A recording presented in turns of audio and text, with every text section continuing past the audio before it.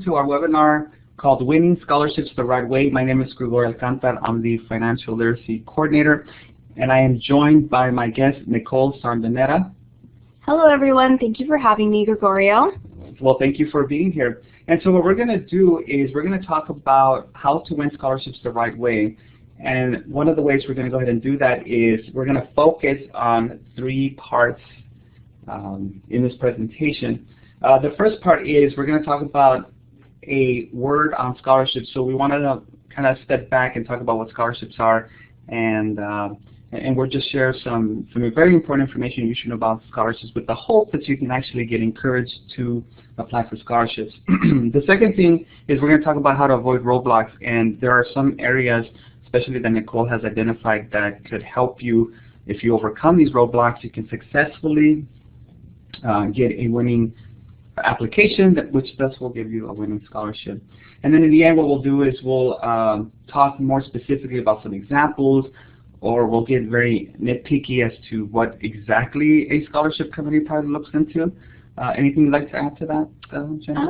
No, I think you covered everything. I think we'll get into more specifics as we move forward, so I think we're good to go.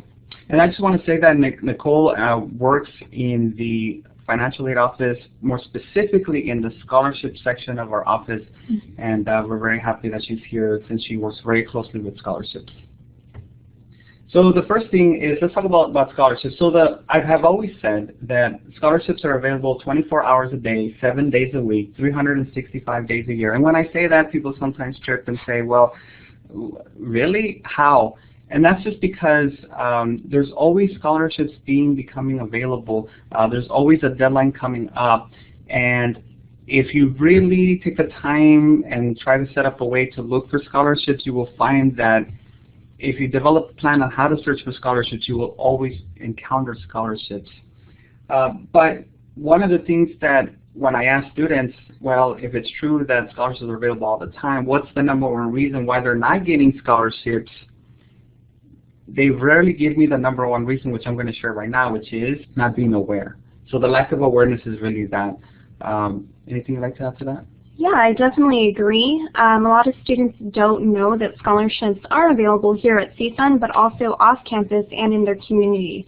So I think it's just a matter of reaching out to individuals on campus and figuring out how you can get that free money.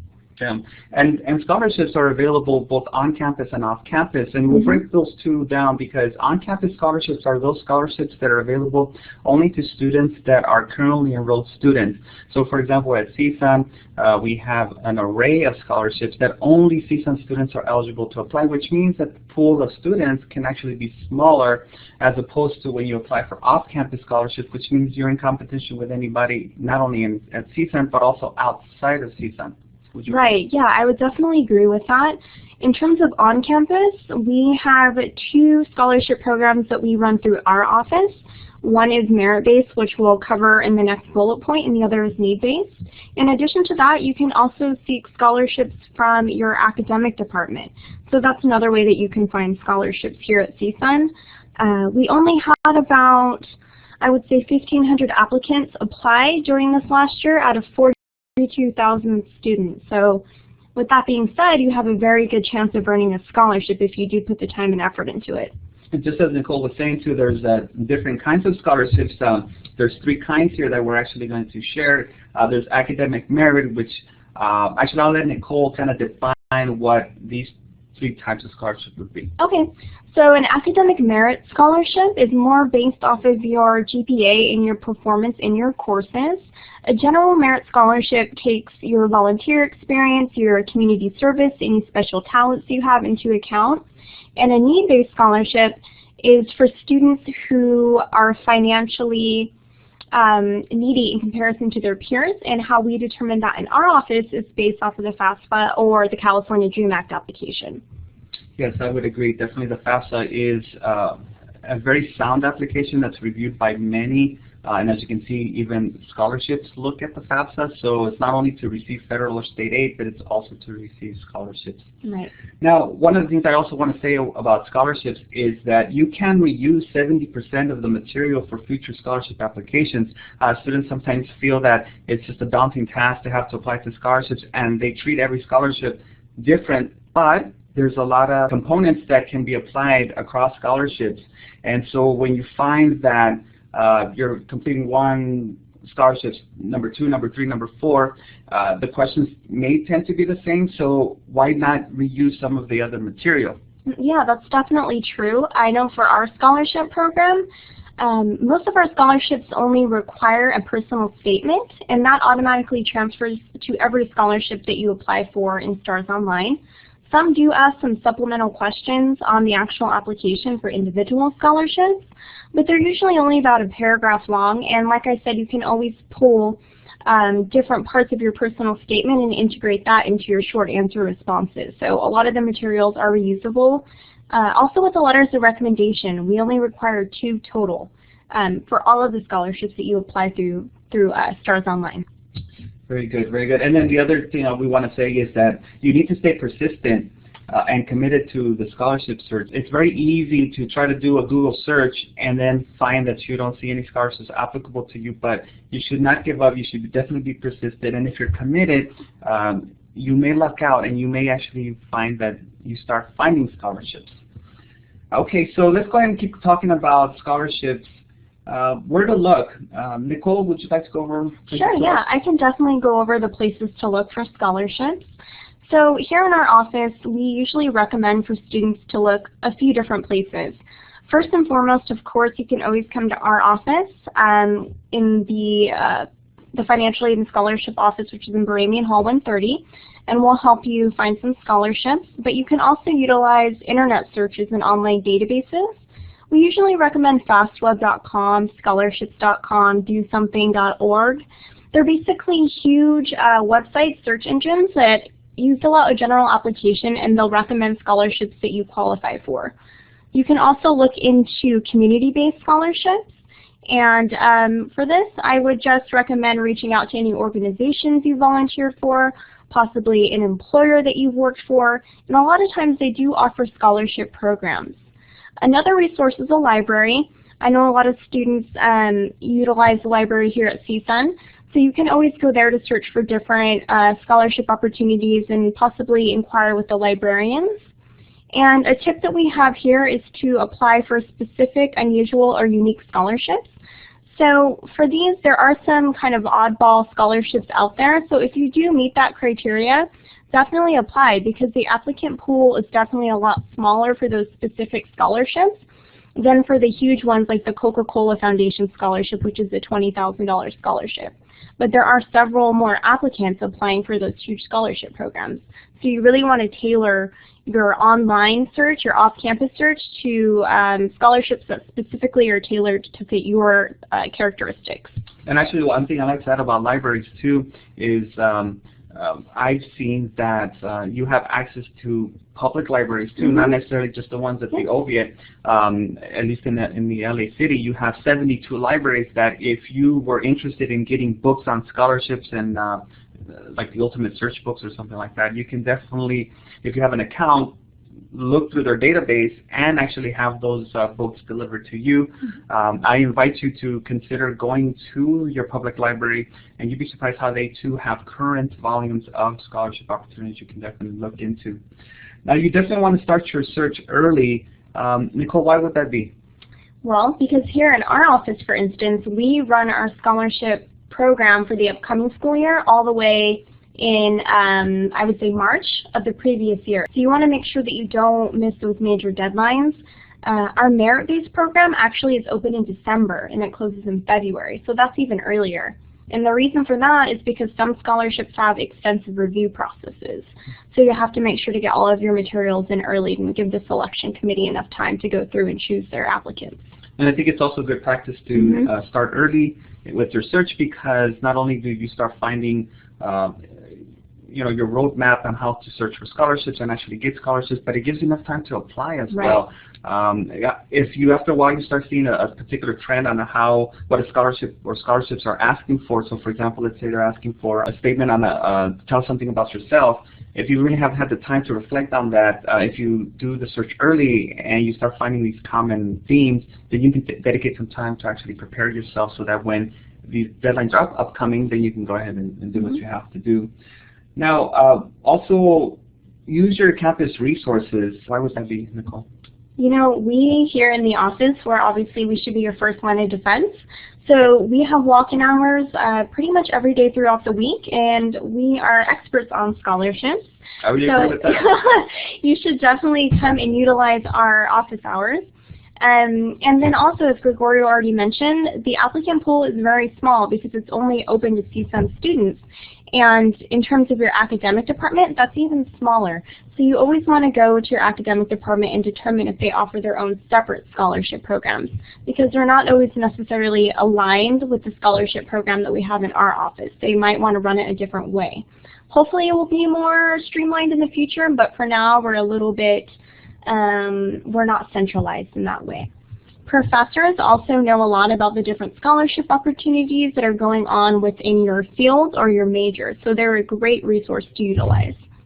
And you can also build relationships with your professors by asking them those questions. Okay. For department scholarships or asking your academic department, I have found that in the book that I read, that sometimes even asking the department secretary, the department receptionist, because they're the one-stop shop when there's a new scholarship opportunity that lands to that department, and it's been known that they actually have a binder that they keep these scholarships at. Would you agree? Because I saw one here today actually in the office. Oh yeah, we have one in our office. Some departments do, have their own resources that they give to students, some don't. So I think it really depends on the academic department. But I would definitely say to contact them. If you don't see them listed on our website, contact them directly and ask them if they have their own scholarships. Okay. All right, well, let's go ahead and move on and talk about how to meet the minimum criteria. And so I'll go ahead and let Nicole talk about this slide here. Okay, sounds good. So the first criteria that you want to make sure that you meet is, of course, the major deadline. With the program that we're currently using, it's actually based on the East Coast, and applications have to be submitted by 9 p.m. So a lot of students try to submit their application after that deadline, and unfortunately, the application isn't there anymore. So you want to make sure that you're very clear on when the actual application is due, and prepare in advance for that. In terms of the GPA requirement, here in our office, we have a range of GPA requirements. So I would say the lowest we offer is about a 2.5, and the highest is a 3.5. We do have some outliers. I think we might have one right now that's a 2.0 GPA. But for the most part, for our General Matador Scholarship Program, the average GPA requirement is a 3.0, which may be surprising to a few of you who think you have to have a 4.0 GPA to get a scholarship. But no, it's actually a 3.0, and that's basically the equivalent of getting all B's in your courses. Full-time enrollment is also one of the requirements that we have in our office. For undergraduate students, that is 12 units, and then for graduate students, it's 8. We do have some variability there with the graduate student requirement. Some require 6 units, but for the most part, that's what we require in our office. And then, as I already mentioned, you do have to have your FAFSA or California DREAM Act application on file, because that's how we determine your financial need. And some of our scholarships are need-based, so we need that information in order to have the review committee thoroughly review your application and candidacy. 2 letters of recommendation, it's pretty standard, and I just want to mention and make a note of that it's only 2 letters of recommendation total. It's not 2 letters of recommendation for each scholarship you apply to. So as long as you have those 2 letters of recommendation on file, preferably from an academic source, then you're good to go. A personal statement, I know a lot of students get turned off because they don't like to write, but the personal statement is an essay about yourself, and the prompt that we have, it's very general, so you're free to kind of get creative with it and really express what sets you apart as a scholarship applicant. It's only 2 pages double spaced, so it's not too long. And if you ever need any help writing your personal statement, you can always visit the LRC or any other writing labs that we have here on campus. And then lastly, you have to upload a copy of your degree progress report or your unofficial transcripts, both of which can be accessed through your CSUN student portal. And then if you ever need any help accessing those items, we can guide you through that, or you can also contact IT or your academic advisor. One of the things that, as I see the minimum criteria here, regarding the GPA requirement, I do see that in reading some past material that statistically, when they look at who's receiving scholarships, they find that most of the students that actually get scholarships are students that have a lower GPA. So like C grade students. And so that's just to kind of blow your mind and say, okay, well, it's not only for merit or students that have good grades. It's there's a range. And so as you probably heard earlier when we mentioned that you need to be persistent and committed, you know, are you? And that's really the question, and I'm sure that you'll definitely find scholarships that way. Now, Nicole, you did mention that for letters of recommendation, they have to be faculty member? Or No, they don't have to. We just always recommend that at least one is from an academic source. Okay. So it's really up to your own discretion. For some scholarships, it might specify that it does have to be from a faculty member, but for the most part, no, it can be from whoever you. And I think one of the meeting the minimum criteria is also making sure you follow their directions. Right, of course. Always follow the directions. That's pretty standard, but sometimes it's something we overlook. Okay. Yeah. All right, so let's go ahead and talk about a specific component called the essay. As you can see here, the essay has the most weight. And I'm not sure, Nicole, if you've ever actually sat in any of these committees, but can you talk a little bit about the essay? Sure. So in terms of the essay, it is a requirement for all of the scholarships that we offer here at CSUN.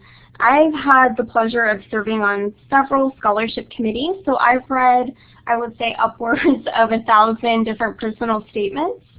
And I can tell you that when we do look through the essays in your entire application, they do have the most weight in terms of points.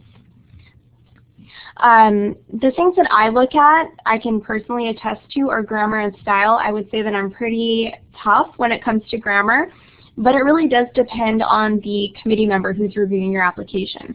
Some don't focus on the grammar. Maybe they're looking more at the flow, or they're looking more at a catchy introduction, or the integration of quotes. It just really depends on the committee member. Another hint that I can give you is make sure that you tailor your essay to the specific scholarship that you're applying for. So if there is a supplemental essay question, don't just copy and paste your personal statement there. Make sure that you're actually addressing that question, and make sure that you are writing something that truly speaks to what they're asking for. Another tip that I can give you is to tell an engaging story, not to tell a sob story. So I know we've all had our trials and tribulations, but you really want to focus on how you've overcome those obstacles in your life, not so much on the difficulties you've had. So you want to talk about how you've overcome those things and how it's made you who you are today. Now, there are some common mistakes that maybe students may get them out of the running for a scholarship. Can you go over some of those common mistakes? Yeah. So for me, a lack of organization definitely would cause me to give a student lower points on their essay. So you want to make sure that it's structured well and that it flows throughout. And that's just in terms of making sure that, you know, it doesn't have to be a standard 5-paragraph essay, but making sure that it all flows nicely and it's a nice read for the committee member. Also, failing to proofread is a big one for me. If you would just sit and actually go through, possibly read it aloud or have someone read it over for you, a lot of the mistakes that you make can be avoided. So that's something that I definitely think is a priority and that you must do. It's essential when you're applying for scholarships. Also, follow the word count requirements. So if it's asking for a 500-word essay, don't submit 2 sentences, because that will quickly get you disqualified from the entire process in terms of that scholarship.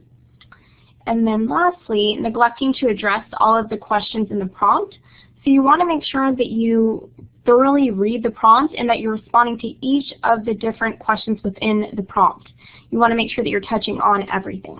Now, would you say that even if you tailored your essay to the specific scholarship, you told a very engaging story, that these little common mistakes can actually set you out of the running? I wouldn't say that it would set you out of the running, because I have seen stories that are so compelling that I tend to overlook grammar a little bit more. So it's okay if there are a few little grammatical errors, but if it becomes so distracting that I can't really focus on your writing and I keep having to reread things, then I definitely would say it would negatively affect the score. Because it could lose the flow. It would lose the flow, yeah, exactly. Very good. Okay. So let's go ahead and talk now about another component that's very big, and that's the letters of recommendation. I'll start with the first one. Don't get letters from family and friends, and I think we spoke earlier about the importance of trying to get letters from faculty members, but definitely letters from friends and families. Why is that not good? You know, I think they just might be a little bit biased. When a mother is writing your letter of recommendation, I think she might think you're the most perfect child in the world, but we want a little bit more of an objective point of view. So that's why we suggest getting the letters of recommendation from faculty, professors, lecturers, or supervisors, or even your academic advisor. Now, when one looks into asking a faculty member or supervisor, how do you know they're the right fit? I guess for me, I would say that it shouldn't be someone that you've just gotten a good grade in their class. It shouldn't be a huge lecture hall where maybe you did get an A, but you never spoke one word to your professor. I would go for a professor you've actually spoken to outside of class, possibly attended their office hours, you know, just spark that conversation. Most professors are happy to write you letters of recommendation. It's just a matter of actually taking the time to get to know them and let them know that you're interested. So. And I like to hear what it says here. It's important to foster relationships with recommenders. So I remember when I used to go to college a long time ago, one of the things they told me was, if you really want to stand out, don't let them know you as a number, because everyone can know you as a number. In other words, just do an ID number. But if they can actually start calling you by name, then you're beginning to foster that relationship, and then it just depends on you how much more you want it to go, right? Right, yeah, and I think it's important as you move forward in your career as well. As you look into maybe going to graduate school, if you start building those relationships early on, it will be much easier to get those letters of rec for your grad school applications. So it means I can even ask the same recommender for... Yeah. Oh, wow. I just thought it was a one-time deal, but... No. Okay. You can ask them again. Just keep bothering them. It's okay. Good. Now, we do have some other additional information we'd like to share. One of them is thinking about the good question to ask yourself when trying to think about a recommender, and that is, why do you want that particular recommender? That's a very good question. Why is that, Nicole? I think it's just important to consider why you want this specific person to write your letter of request, letter of recommendation, I'm sorry. Like I said, it's really a matter of someone who knows you on a personal and professional level.